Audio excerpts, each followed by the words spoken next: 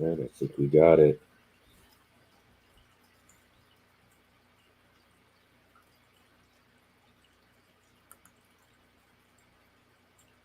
All right, everyone, welcome to the Urban Gardener channel and our live stream here today with our special guest, Christopher Brandsdal. He's going to be here in just a moment. Hopefully everything's running all right here on our stream. Yep, okay. All right, so I am trying something new here with the live streaming software here, so hopefully everything will run here really good. But welcome everybody here to our live stream today.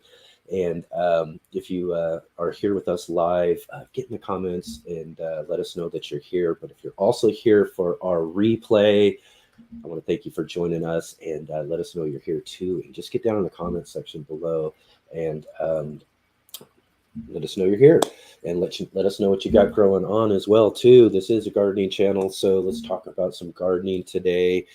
And before we get our guest on here,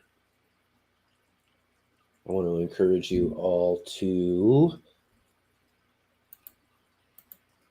like, comment, and subscribe to the channel here and this video. Just trying some things out. Let's see. And quickly, let's try this out too. So our guest today is a good friend of ours, Christopher Brandsdal from Norway. He's joined with us on a few different live streams over the years. He's been a good friend of our channel since we first got started with our channel, so it's always really great to have him with us. But before we get him on, I want to encourage all of you who are joining with us after the live stream, or if you are watching on the replay, you can hit pause and click a link down below, and you'll find Christopher Brandsdal's channel there on YouTube through that link. And he's got a lot of really cool different videos on his channel there that you can go and check out. I really encourage you to check out his tour of his growing space. Chris does some really awesome things with indoor growing and a lot of different things that we're going to talk about here in the live stream as well too. But I encourage you to go check out his channel, and right there, you know, that button, the subscribe button, click the subscribe button. And if you check out any of his videos, I know for sure, so you might as well do this while you're clicking the subscribe button, because you'll want to be notified of his videos when he puts out new videos, especially after you hear about some of them coming up here real soon. So without further ado, let's bring on our friend from Norway, Christopher Brandsdal. Thank you for joining with us. How you doing? I'm perfectly fine. Thank you. How are you? Good. I hope that introduction went all right there. Great I'm tech. just trying to great have tech. some fun with this stuff. It's tech approved. Tech approved. Excellent. Well, like I said, it's always awesome to have you on the channel with us, Chris. You've been a great friend of our channel here since we first got our channel started. So as we were talking before we got started, it's great to have you on here and have you there encouraging us to keep putting out our content here on the Urban Gardener. And the same here for you as well on your channel, MTN Garden. So how you been doing, man? It's good to see you. Yeah, I'm fine. It's been hectic. I've been building my new office, so it's been taking a while. I do work from home, so for me, it's really important to have a nice working space. I work in electronics and programming, so for me, it's been really good to get into this nice space. It's about 700 square feet, I think. And it's just a perfect size for me to do a lot of playing. Yeah, So for sure. Really, I mean, I really love it. It's a really great look. I like how you got everything set up there. And like I said there too about checking out the channel and your different videos, I think you show a bit of your new space in the newest video that you have on your channel there, and a little bit yeah, about one of the upcoming projects you have working on there. Yeah, so a little bit of a secret. Here in Norway, the price of electricity now is close to $1 per kilowatt hour. So it is extremely expensive to run a grow room. Wow. So I've been kind of toning everything down. That's the Wow. reason why I've been starting to to do some videos down here. And it's Yeah. gonna probably stay like that for a couple of months. So I'm gonna scale back everything in the grow room and just make it more Wow. compact. I can't yeah, what is it called, justify having such a huge bill just based on grow Oh lamps. my. Oh my. Yeah. Betcha that can be a lot. So let me. That's interesting. Let me ask. What's the reason for such expensive energy? We have some Russian friends that are making everything kind of looking bad everywhere, Uh, and Europe is in an energy crisis. uh, And the, the short picture is that Norway produces a lot of it, but we get better paid, and we kind of have a duty to sell it south of Norway. So that just increases the price here in Norway also. And also mm, the climate is just crazy. uh, We normally I would be able to grow potatoes and a full garden outside without watering at all a full season, no yeah. water at all. And this year it's been bone dry. We even Wow. our well got dry, and that's never happened this time of Yeah. the year. So I so can't even things are imagine crazy. that. Can't even imagine that for where you're at up there that far north. Yeah. That's just And unbelievable. and we in Norway, we don't have nuclear energy, and we heavily rely on hydro energy. So we produce mainly everything of our electricity from water, and when it doesn't rain, it just doesn't pour. So nothing, Wow. nothing good comes out of this season. So yeah, we're just scaling back a little bit, and we're gonna Yeah. slowly get back into it. But but I do have Yeah. a coffee. My coffee tree now has actually three, yeah, a total of three ripe coffee beans. Oh And yes. to me, that's my main focus. Just keep that thing alive. So I have my huge HLG grow light fixture Yeah. just for my coffee tree up in the grow room. And it's going to mainly focus on that come Sacrifice this. sacrifice everything else for the prize, and that's the coffee, right? Yeah. I'm proud of growing the world's most expensive coffee, and so maybe that's a video title. It certainly is. That's really great. Yep. I love Yeah, that plant. I love the way you have that all set up. It's a really cool indoor hydroponic thing. Another one of those cool videos and things that you show on your channel. I just really love that you're capable of doing there up in Norway.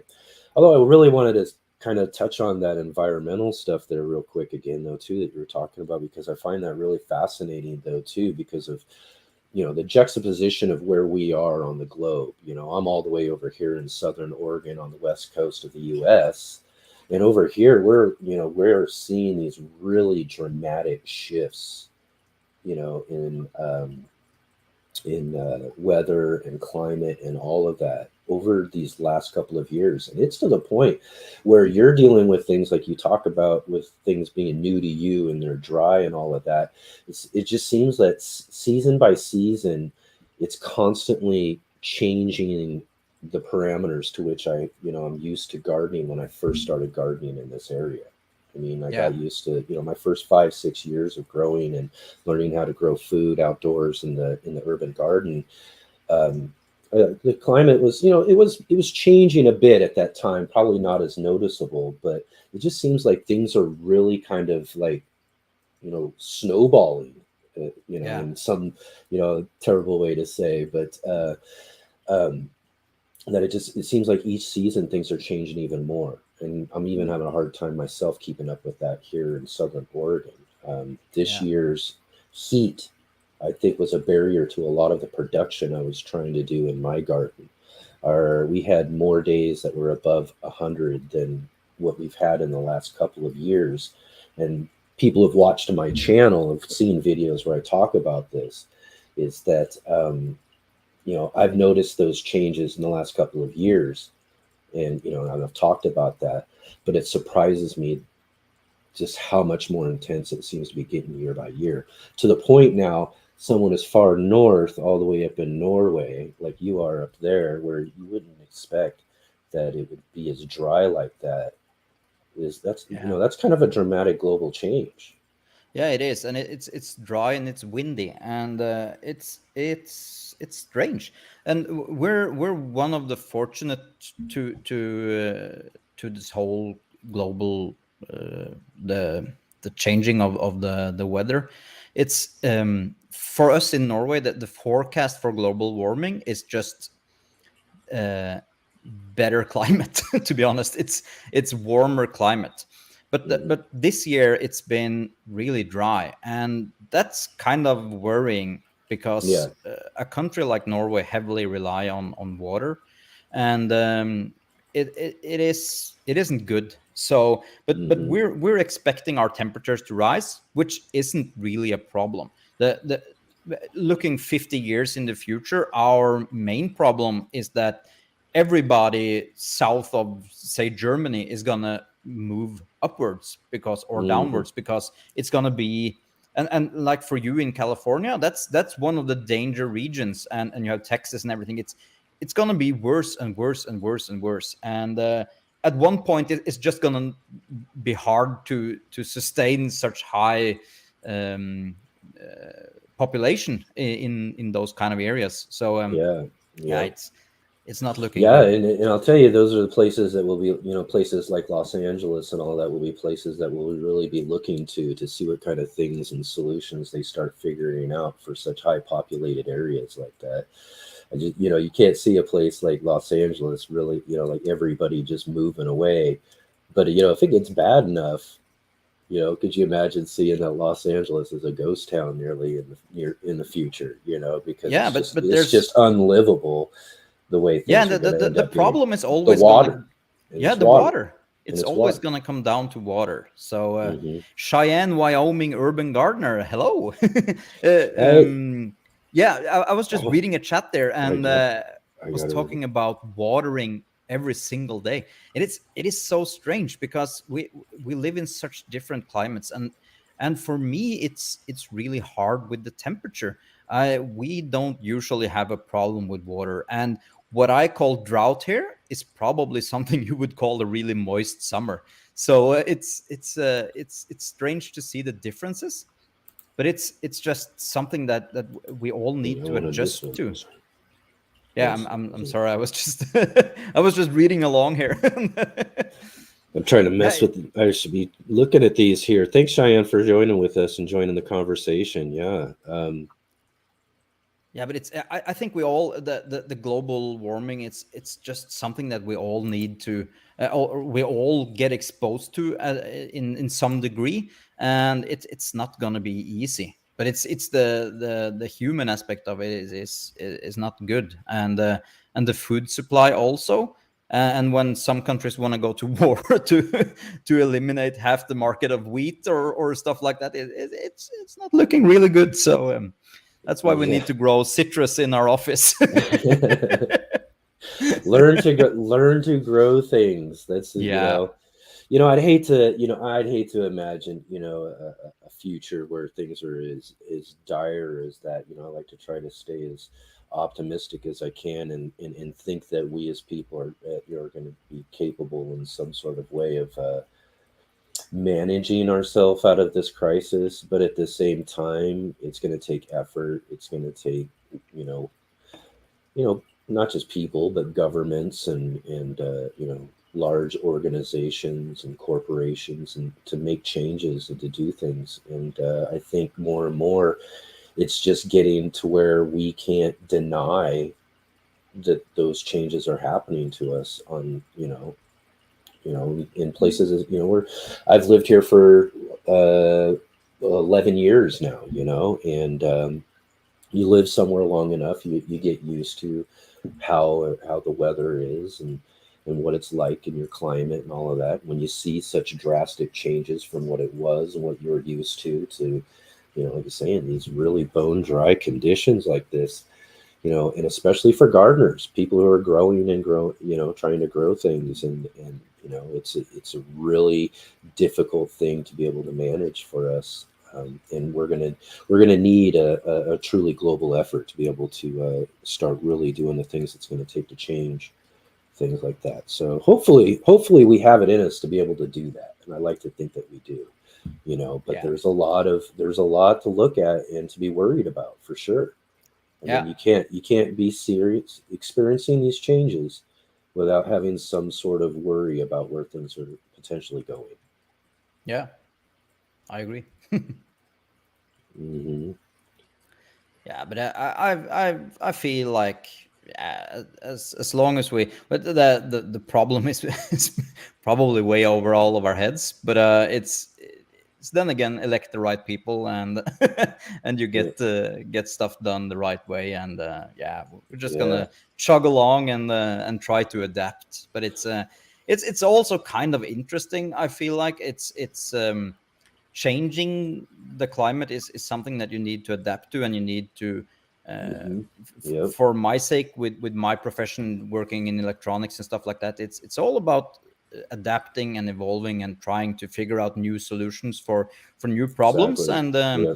yeah, it's also interesting times to be alive. And I feel like somehow we're gonna manage. Yeah. There's a certain point I think that we all just have to, I think as a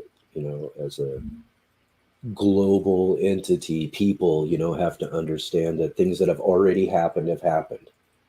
You Yeah. can't change things that have already happened. We are where we are now. So now it is the challenge, the human challenge of our time, to be able to not only adapt to these changing things that are happening, but also be able to figure out common sense solutions that are going to be helpful to the future. I mean, in some sense, it's really kind of, you look at it, a lot of the mistakes of industrial revolution and all that sort of stuff in the past, and things that we did without thinking about it, are just things that we have to learn from and move on from, in a sense, and hopefully make a better future from, and not perpetuate those mistakes. But I got just as something to Resistance is adapt to. futile. Yeah, That's a well, nice one there, Cheyenne. Resistance is futile. Yeah. I don't know if you've seen it, but our good friend Kang, he has been doing a project on Instagram I saw this summer. He has been growing some lettuce, I think, on a float on a small lake on his new property. Oh, wow. And so what he has been doing is just he has a big foam kind of thing, or styrofoam or something, and he has made a hydroponic net cup inside of that, and he has been just floating that out on the lake, and just tied down to the bottom so it didn't go anywhere. And I was just thinking that, well, kind of do that on a larger scale, say like 9 by 9 foot, or something fun like that. Mm-hmm. Where I live, we have a really decent sized fjord Yeah. running through here, and it's always fresh water, and so tons of fish and everything. And that Yeah. would be kind of a super fun experience to or experiment to do next summer, to try to see if we can really grow whatever I'm growing in the garden, and see what the pest situation would be like when you grow it out on the water. And Mm-hmm. yeah, that would be so much fun.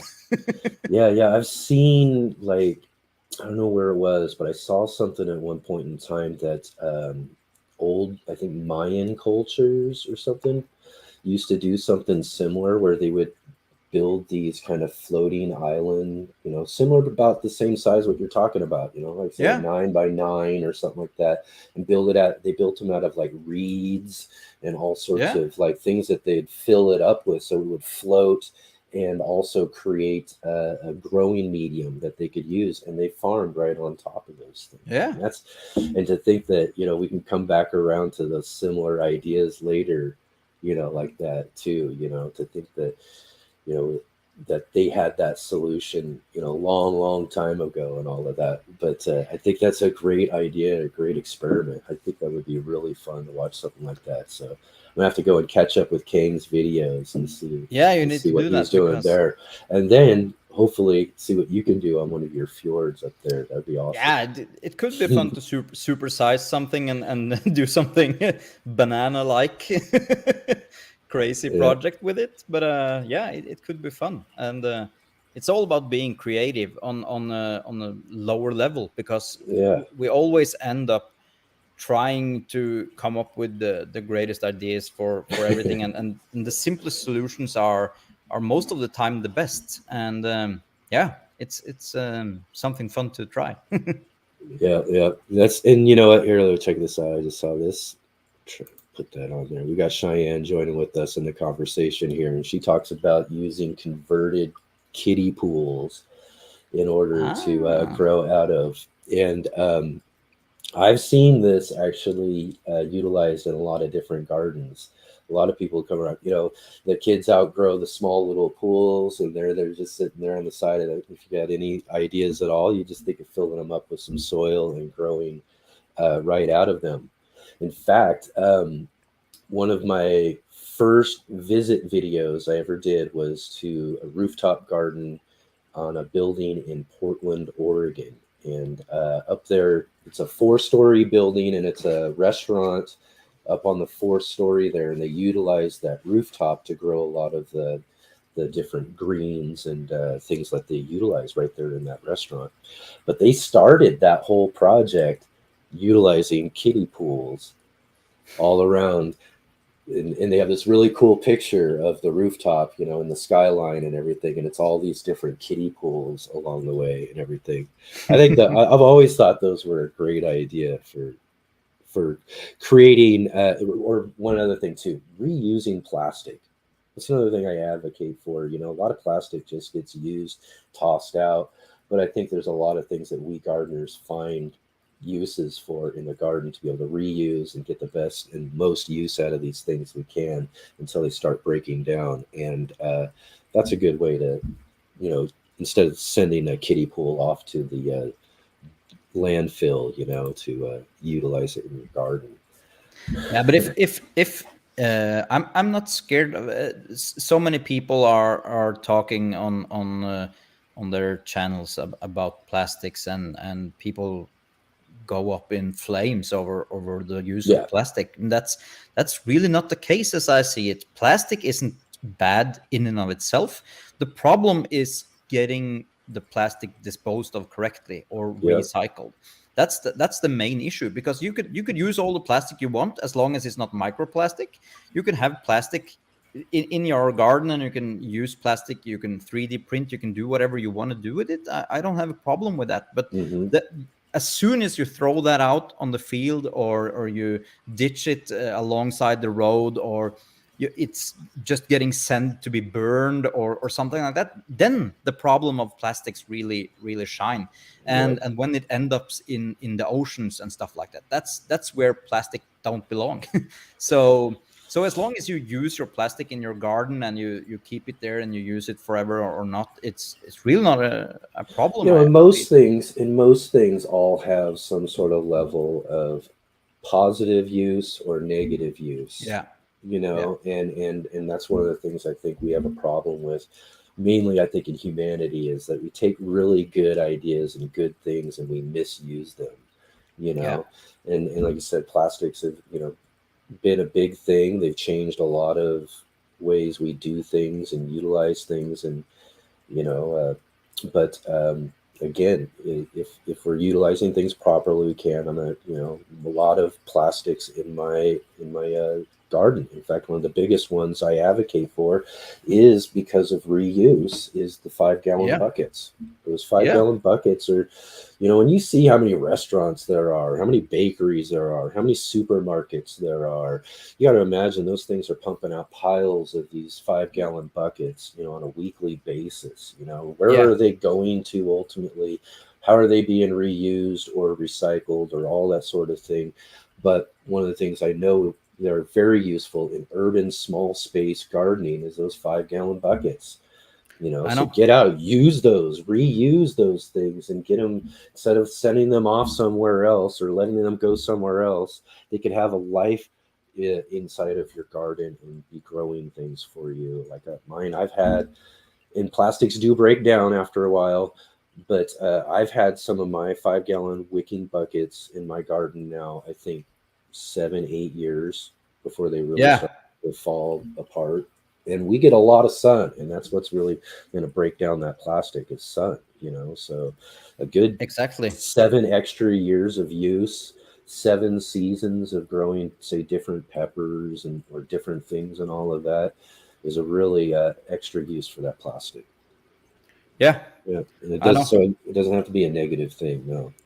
No, no, I don't feel like that. It's just at least something that's not something to just go crazy about, because it's really not a problem if you use it correctly and dispose of it correctly.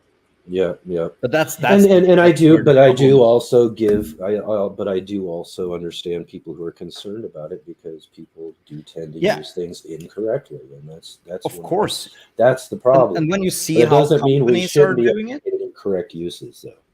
yeah, yeah, I do agree. And it's mainly the problem is lies with companies and the way they dispose of things. It's really not great.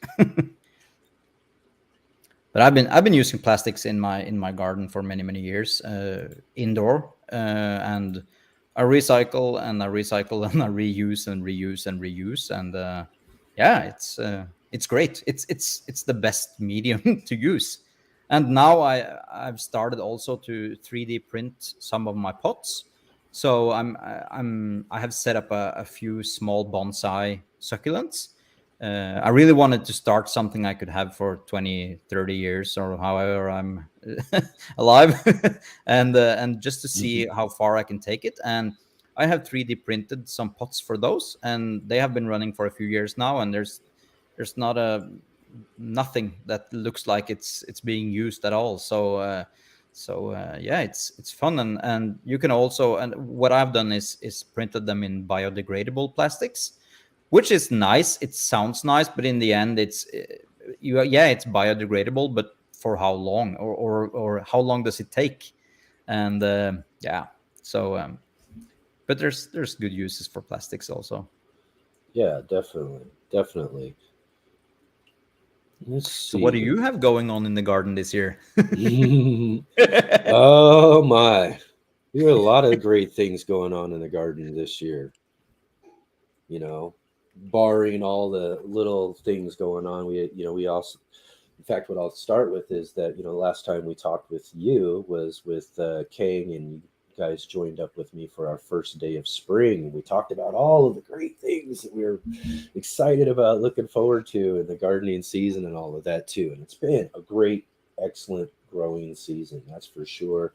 Again, barring some of the challenges of having a hot, drier season and all of that. But for the most part, we've had a lot of successes in the garden that I wasn't really thinking I was gonna get. You know what I mean? Because I kind of went into some of the different things that I was growing, not too sure about.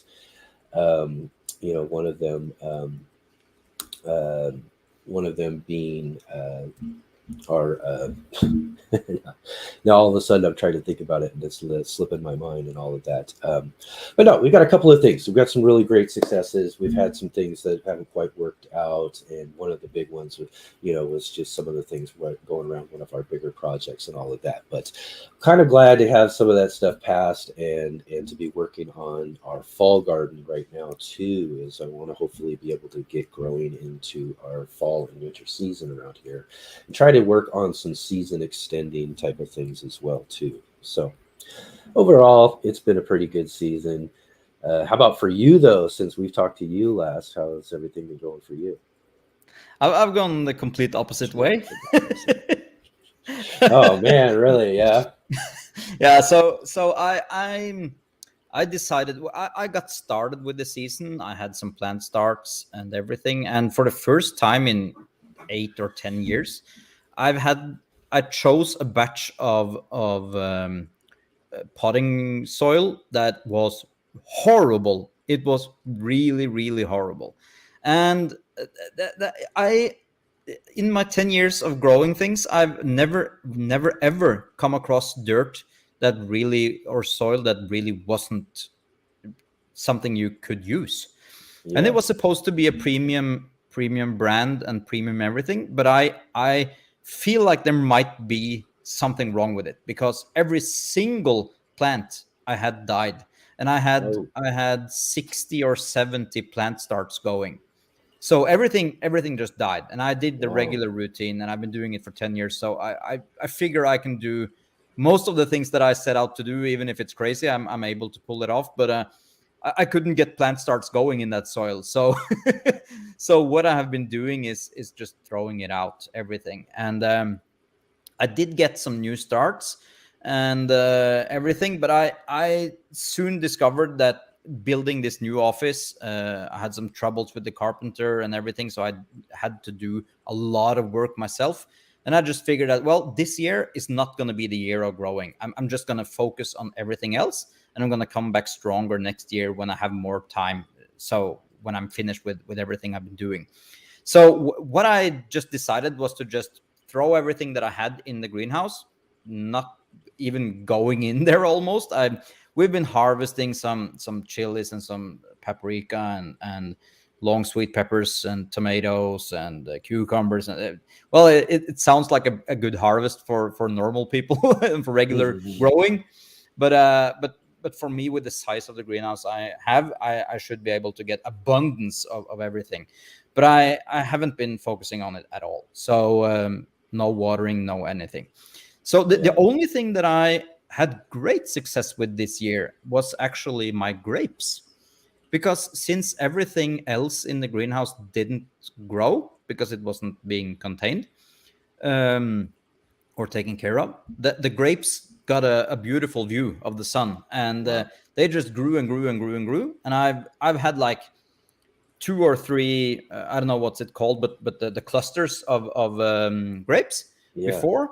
But this year I think I have like 50 clusters on the same plant that I had two or three on last year. Oh man. So that was a fun thing to see.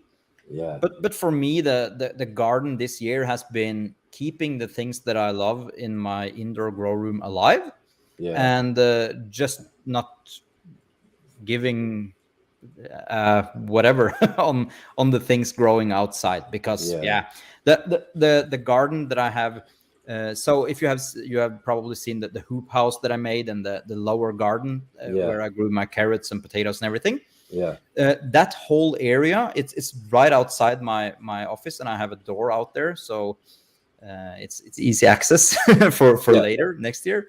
Yeah. But the thing is that this year I had to excavate, if that's the name, a huge trench going through the whole garden, because I needed to have a new power inlet to this house, and also the fiber connection for internet. I finally got fiber after Nice. struggling for 2 years complaining. I finally Mhm. got fiber optics. So what we Nice. decided, we were going to throw away everything in the lower garden. So we ripped out all the raised beds, everything gone, and we excavated the whole area up because we needed to have the channel.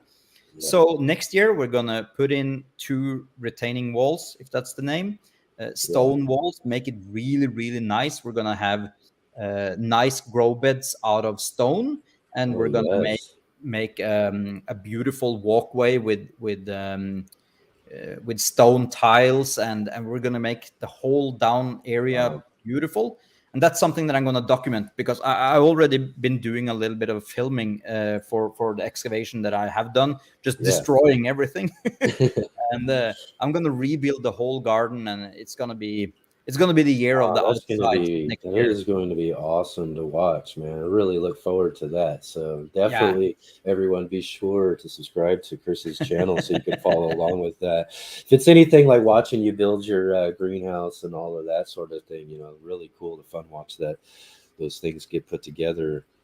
And also, I remembered what I forgot was one of my cool successes was loofah this year. I've tried Mm. growing a loofah plant over the last couple of years and just can't get anything to grow anywhere or do anything.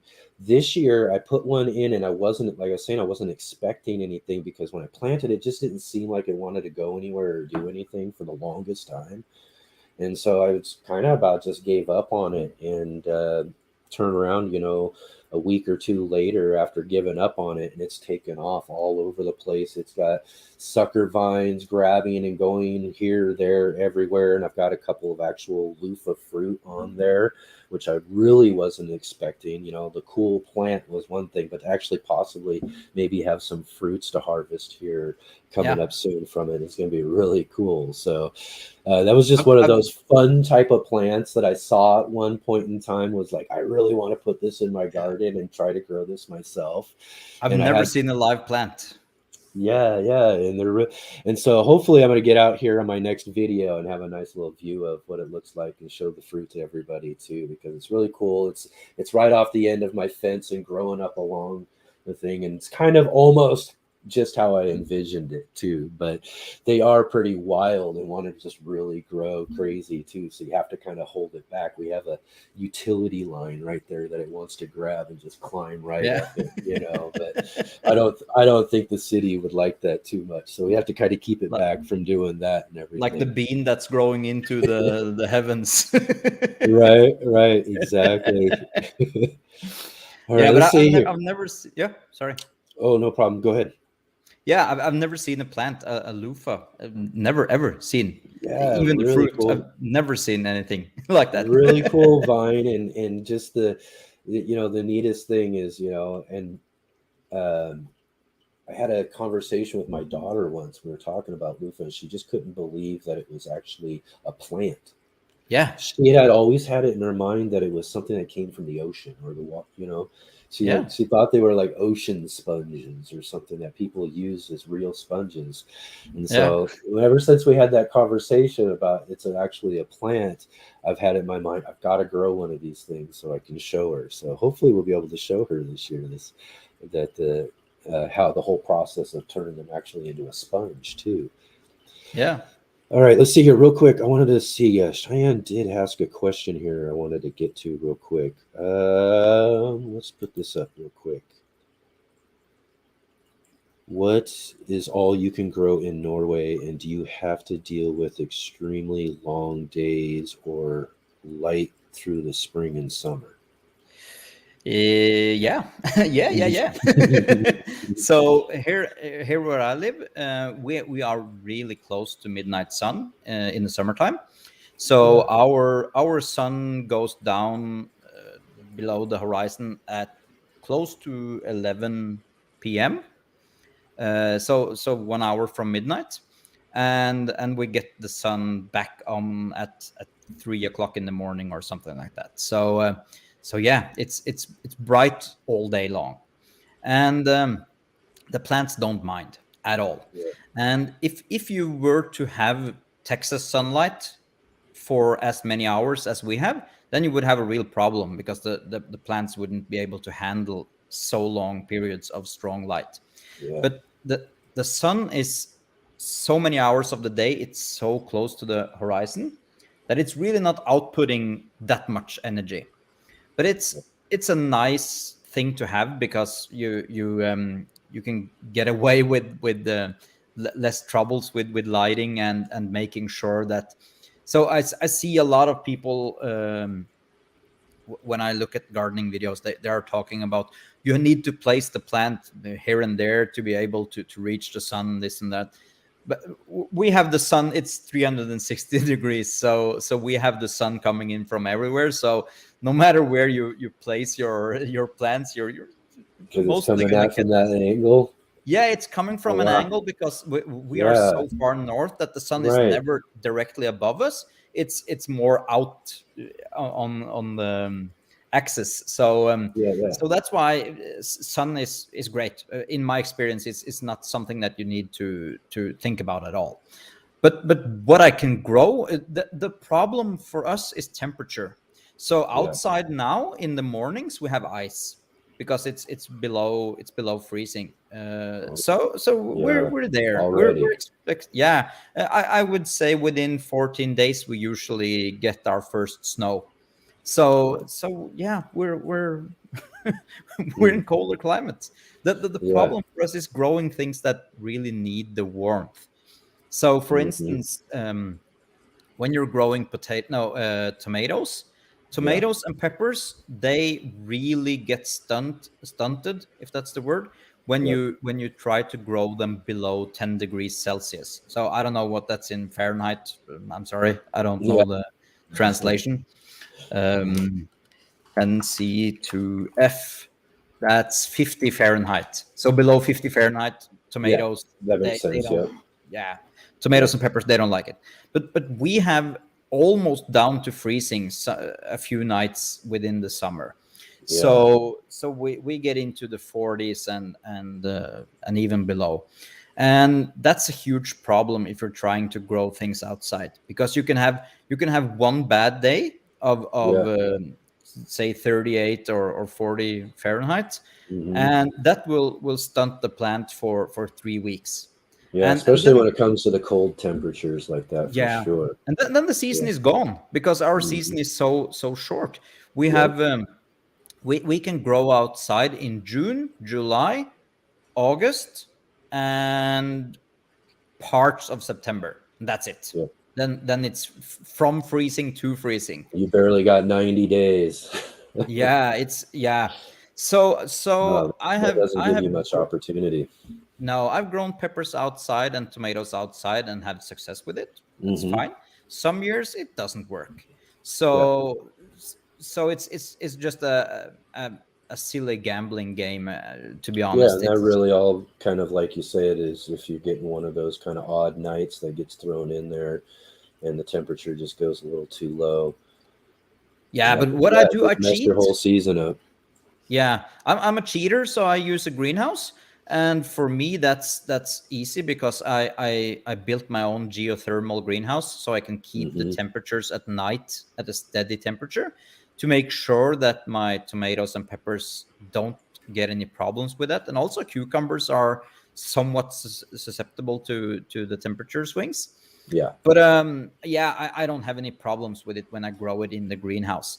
And the advantage is I have the sunlight from every angle, so Yep. So it's there you easy are. for You've got me. that. You've got the benefit of the great sunlight like that, and now you've taken care of that issue with the Yeah, temperatures with the geothermal greenhouse. yeah, Just like kind of like we were talking earlier. Solutions. yeah. But what I've been thinking about, because one advantage that I would have in the summertime with all the sunlight that I have is I could do more solar projects. I could, for instance, remodel my greenhouse as hydroponic growing greenhouse, so I could grow in water inside there, and I could set up a few panels, and I could have everything running on solar energy, the pumps and everything. And that's something, when you have so many hours of sunlight, you can get a lot of energy in the Yeah. summertime, and that's the only time that you are going to run a system anyway, Yeah. because everything else is freezing. So yeah, there's so many things I could do, but once you have a greenhouse and you have some experience in what to grow and how to grow whatever you're growing, you can grow almost anything. And I feel like I'm less limited than almost anybody else. And Yeah. people always talk about my garden as something that, if they had my garden, they wouldn't be able to do anything, because it sounds like it's just too cold and it's just whatever. But Hmm. really, if you're being a little bit creative, I can grow cold crops. That's something Yeah. that's really hard in the Hmm. warm weather. I'm guessing for you to grow um, spinach and all those types of cold hardy crops in the Yeah. middle of summer would be hard. Yeah. Oh I can yeah. do that outside. Spinach is one of the first things to go, man. That stuff, I mean, spinach just, I mean, out of most anything I've ever grown, it's just that stuff loves to bolt as fast as possible as soon as it Yeah, starts but to that's warm up. And most of your greens and all that sort of stuff, I love the springtime and the fall time because I get all the salads I can want. because I'm Yeah. growing so many greens. But as soon as that temperature, like I said, we had some pretty extreme heat this summer. As soon as that Yeah. temperature starts to rise like that, all of those cool weather things are just gone, and they're Yeah. done, and they're gone for those few months until it starts to cool down again a little bit. And like the tomatoes, though, you're talking about where you've got the issue with it getting so cold. My tomato issue every year now for the last couple of years has been the fact that we've been getting more extreme heat, because tomatoes Mhm. may be on the low end of the cold end of Yeah. 50 degrees are stunting. And that's the worst problem, though, is the cold end with the plant, Yeah. because that's going I, to stunt their growth. That's not going to allow them to really grow that much. On the higher end, when it gets above the 90s and all that stuff, the plant just kind of stops. And yeah. as soon as it cools down, though, it's producing.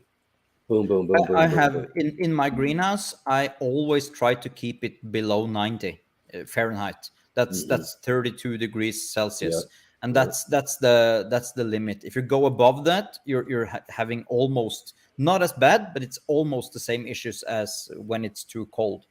So yeah. yeah, Yeah, I that's think not on good the either. cold end, though, the plants cell. I'm not sure. I think when it gets colder with those warmer plants like that, you say it stunts. It's going to stop it, even if it warms up the next day. Yeah, You're gonna be waiting a while until that thing wants to start really yeah, growing again. yeah. But it's not as Whereas bad as whereas the with the cold. high end of, Yeah, when they're getting over 90 and in the hundreds like that, the plant just kind of stops. And as soon as it cools down, though, they yeah, start growing yeah, like crazy. So it's kind of yeah, that there is that difference between the hot end and the cold end like that. yeah, And then again with my, kind of moderate fall compared to what you have to deal with. As soon as those hot temperatures like that cool down, like I said, my tomatoes right now, I didn't get hardly any tomatoes throughout the main part of the season in the summer. But now that it's cooled down from the hundreds, I've got tomatoes all over the place. yeah, Those plants just went crazy. They were just like holding off, just waiting for it to cool down a little bit. yeah. Yeah, but it's when we're talking about drought, and I'm talking about drought, and everything is dry, and we haven't had rain for ages and stuff like that. So for you, if you were to set up a greenhouse like mine, so mine is 500 square feet, I think, Yep. and and to be honest, I this summer I didn't water inside the greenhouse, and my peppers are growing in the center, Oh, and my peppers have been producing this summer. neat. Uh, Doing good, huh? I haven't been taking care of the plants, so it's not decent. But I've been having large peppers growing all season, and I haven't watered. So so my drought is probably not your drought. Yeah, yeah, yeah, yeah, for So sure. it's still, even if it's dry, it's still moisture in the ground. We There's still have the something there for them to groundwater. get. Yeah, Yep, yeah, yep. because I haven't been water, and that's the same thing that I've been doing every single year. I water until the plants are established, so in the middle of June, for instance, and then Yep. after that I don't water at all in my greenhouse, because Yeah, everything is just taking whatever they need from the ground. So yeah. yeah, It'd be nice if that was the case for most things, especially for us around here, man. But wow, there are days where you got to get out there and water twice a day.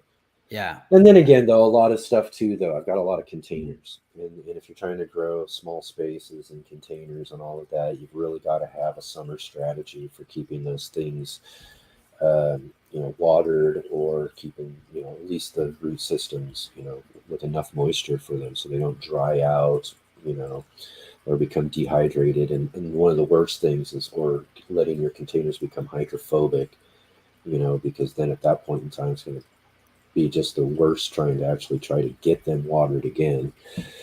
But so those are real issues of, with the high temperature things. That's why I always tell people, really go check out my 5 gallon wicking buckets if you're growing in small spaces and urban spaces in high temperatures, because you want something that's going to be able to wick water and to be able to hold and retain water for, I mean, those buckets, I don't have to water them in 100-degree weather for a couple of days at a time. yeah, They'll keep that moisture and pull that moisture in, for at least a day or two as water reserve in the bottom of that thing. So it was just worked out so awesome. Peppers do so well. Just a really great, great way to deal with that sort of stuff if Um, you're dealing with those high temperatures, you know. yeah. No, I'm just curious of an experiment that you need to run. uh, in the summertime, if you were to set up two exact plants, let's say or tomatoes or pepper, maybe peppers is the easiest one. Peppers, yeah. If you grow one in like a 6 gallon uh, deep double or DWC hydroponics situation, like I'm growing my coffee and stuff like that. If you were to have two plants side by side, one in soil and one in the pure water, how much water would you spend on the hydroponic system compared to the soil watering in a whole season? So we're talking about preserving water because of We're drought and talking stuff like that. outdoors though. Yeah, outdoors. Mhm, Yeah. mhm. Yeah, yeah. How would that compare? Would you use more water growing in water, or would you save more water? And I'm Mm. I'm I think it comes. thinking, Oh, I my think wait, I wait, wait, think wait, you wait, will real quick. save. You think hydroponic would save water, or Yeah, do you think soil would? I think hydroponic would save water based on Mm. my indoor growing room because I use less water now that I'm growing in hydroponic compared to soil growing. Well, I think it would be a great experiment, and I think that's where I don't know. We both come from different sides because I'm Yeah, almost going with soil. yeah, I think I'm almost thinking that, like, you know, if soil has enough things in it, you know, good coco coir, you know, vermiculite, things that are going to hold on and retain and hold on to some water. If it's got that type of body in the soil, um, I would almost think like with heat and all that sort of stuff that the soil would hold on to the water as the hydroponic system would evaporate away off the top, right? I'm not so sure. I'm not so Uh, sure, and that's it's a that's good just based experiment. on. I think that's a good. I think that's a good bait. I think that's a good. I mean, Yeah, because I mean, even the heat and, you know, like it's going to want to evaporate. And of course, the soil is going to, the top yeah, but layers it's are going to evaporate. But as you get a little bit lower, yeah, I but it think that won't I evaporate don't because know. it's a closed system. So, for instance, like Right. I'm Your growing my closed coffee. system, right? You got a Yeah. top That, on it, all of so that. what I'm doing in my coffee is just one hole for the stem, Yeah. and that's it. And I Yeah. can see that now I have a citrus tree. This is comparable to this is a lemon, and it's comparable to my coffee.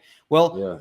in fact, this is way smaller and way less dense than my coffee. My coffee is like double the size. Yeah. So I water this with so much water to keep it going just as is. Yeah. But in my grow room, I'm not using much water at all. I'm refilling every 3 weeks or something like that. And Yeah. this plant uses so much more water. And I'm curious, is it just the plant or is it the way I'm growing? That it's running out of the bottom, it's evaporating from the soil. But in the water system, everything is so close that all the water Yeah. that gets evaporated from the system goes out of the plant. And the Right. plant has a tendency to just take whatever it needs. Yeah. Interesting. It would be interesting. I think that's a good one. Well, I also think it's really good that we both actually came because I was thinking, like, I wonder what he's going to say. I think he's going to go hydro. I'm thinking soil. I don't know. But you know, you're kind of right though. If it was closed off enough, where the actual hydroponic system doesn't really have a chance to like you know, let the water evaporate off so much that it would be able to hold the water a bit more. But yeah, I think that would be a great experiment to see what would be most water saving method for sure. Yeah, yeah, it's an interesting experiment. There's a comment from Cheyenne, Wyoming that I really need to touch on. Um, she thinks that peppers don't like water, pure water.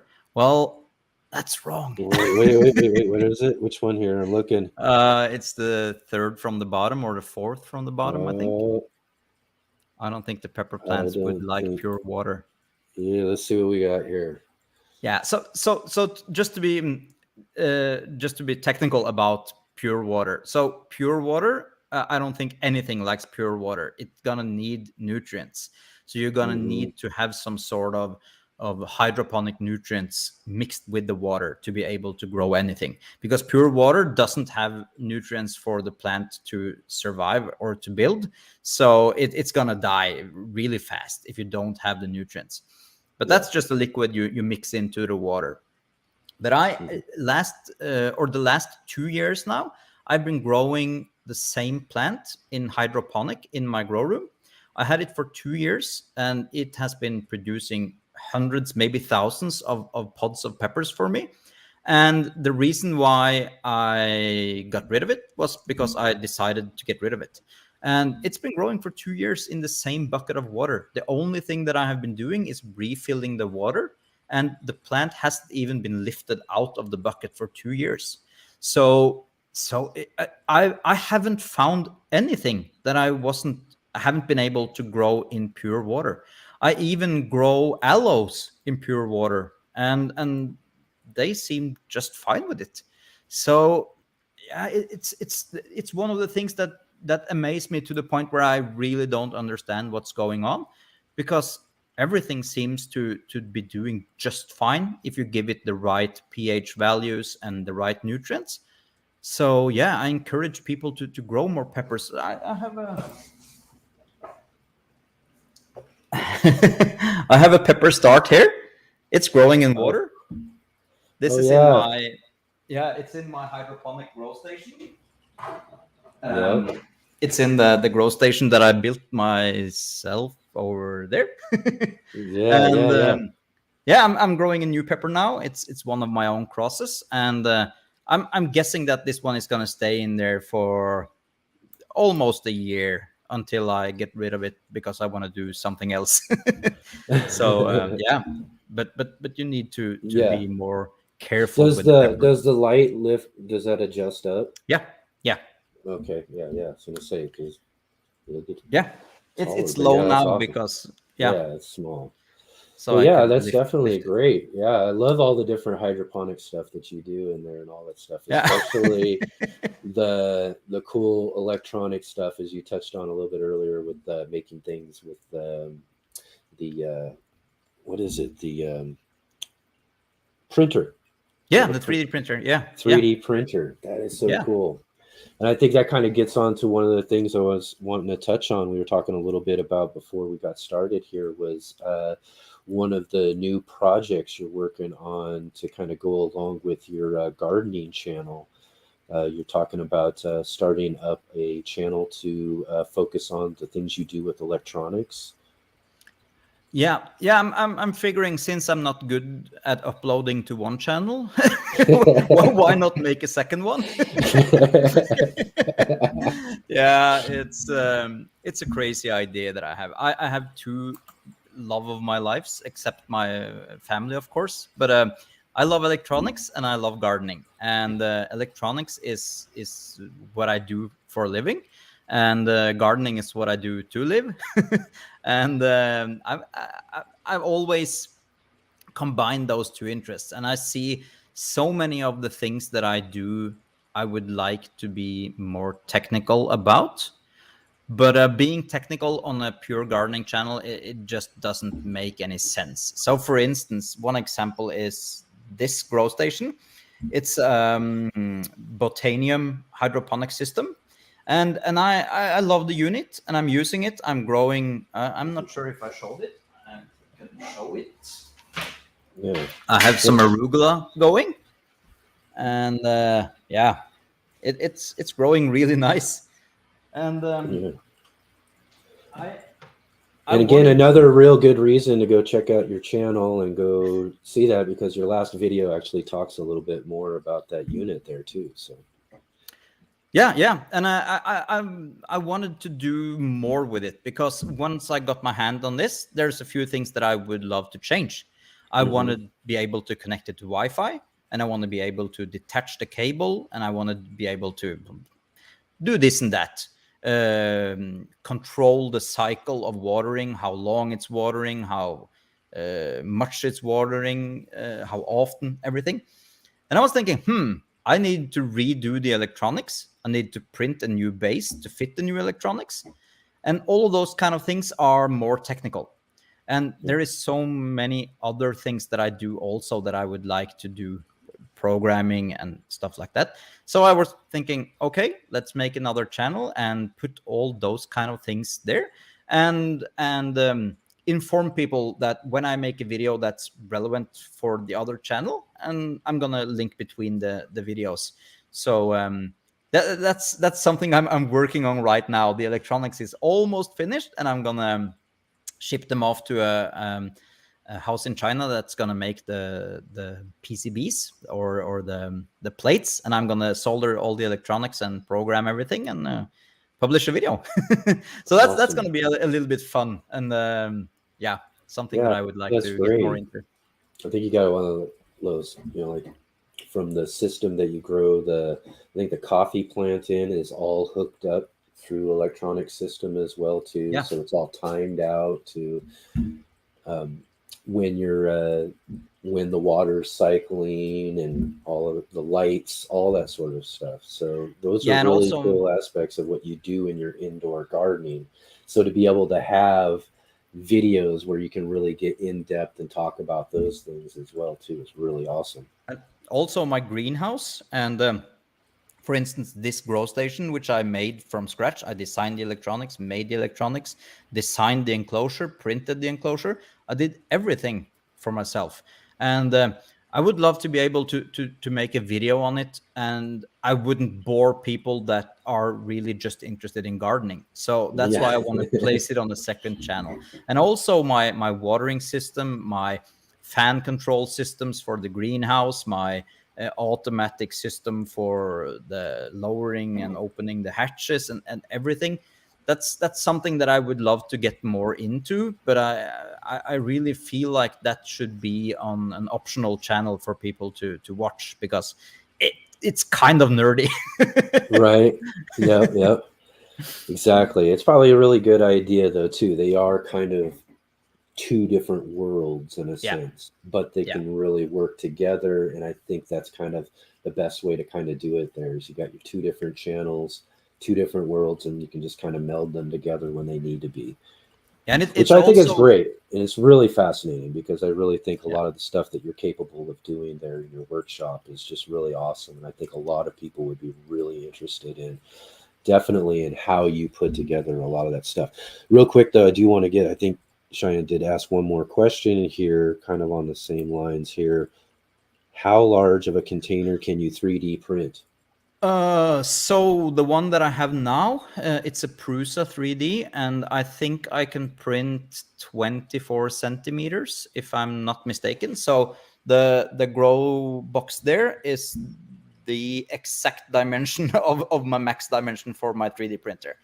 But I have the company Prusa are producing now a much larger printer, a large format printer, and I have one pre-ordered, so I'm gonna get that in. I think it's around Christmas or maybe early spring. So then I will be able to do a lot more, A and lot more also, larger size yeah, projects. larger build plates, so you can make larger enclosures and stuff like that. And I feel like one also another positive thing with me trying to start a new channel is that I feel like one project can inspire another project. So Mhm. I've been finding myself doing things in my garden, like the 3D printer. I made one video about it, and that's something that I should do a whole series on, to be honest. But I feel like the way I really want to jump into all the technical things straight away makes me a little bit afraid of doing that on my main gardening channel. So that's why I think that when I decided to make a second channel, hopefully within a month or something, then I will be able to jump on some of these ideas that I have been holding back before, because I feel like it's a little bit outside of the realm. But now that I'm able to post the thing related to the electronics on one channel and the gardening aspect of it on one channel, it's going to be a better fit for those who are interested in both. Yeah, that's gonna be Hopefully. awesome. It's gonna be awesome to see all the stuff that you come up with and you can show on on all the different things, like I said, that you do there. I mean, really, I find a lot of that stuff so fascinating that you're capable of doing that. Since I first got to know you, you know, and seeing some of the things that you've grown there in your indoor gardens, you've really got a great green thumb for doing that. It's really exceptional that a lot of that stuff you do all the way up north there in Norway as well too, as we talked about there.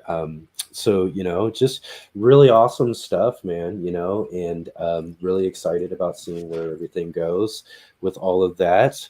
We have been on this live stream now for just a little bit over an hour. So I think, unless there's any more questions or anything like that, we'll probably end the live stream here pretty quickly. But anything else you've got coming up or anything like that that you want to mention before we get finished up here? Now we need to do more of this.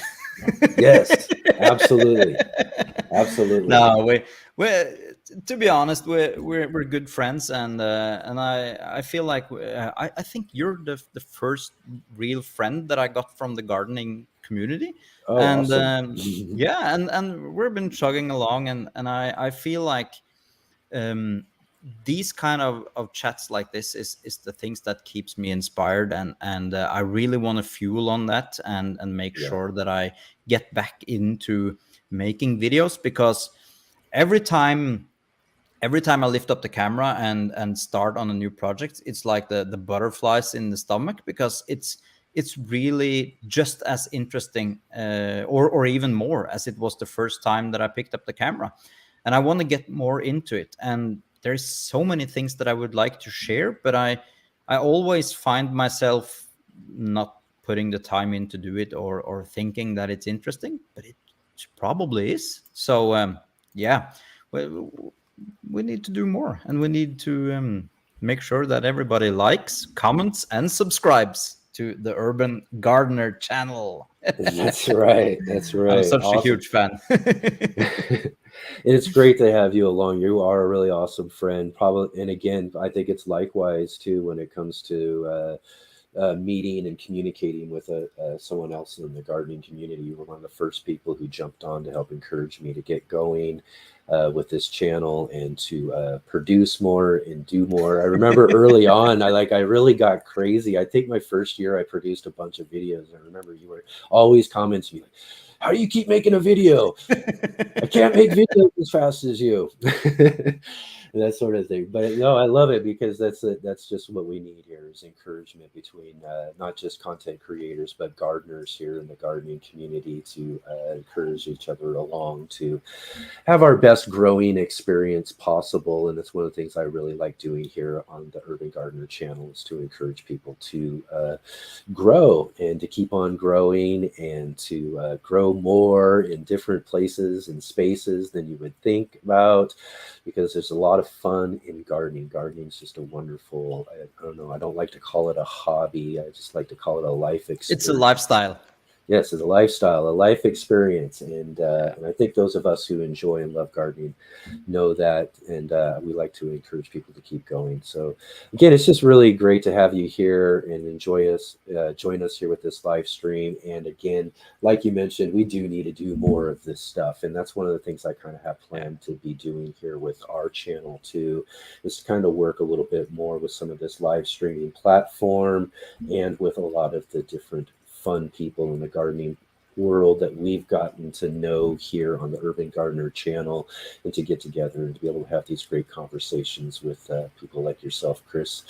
Really wonderful. Again, thank you so much for joining with us, and thank you everybody else for joining with us here on the live stream, especially Cheyenne for coming in with a bunch of great questions and comments for all of us here during this Gabe live stream. Grubb also joined now. Yeah, who we got? Someone else here? Yeah, Gape is Grub. She joined in. Also a fantastic Oh, creator. yes, and it's good to see you. Thanks for joining in with us, and also too really important people who are involved with live streams who aren't here live, as all of you are watching on the replay. Thank you also for watching through this live stream and this conversation with Chris, and we'll hopefully see all of you here real soon on another live stream or video here on the Urban Gardener channel. Thank you, everybody. Thank you so much for having me.